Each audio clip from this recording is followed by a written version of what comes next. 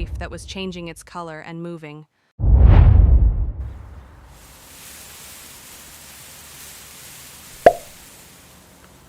The octopus is moving under the coral now.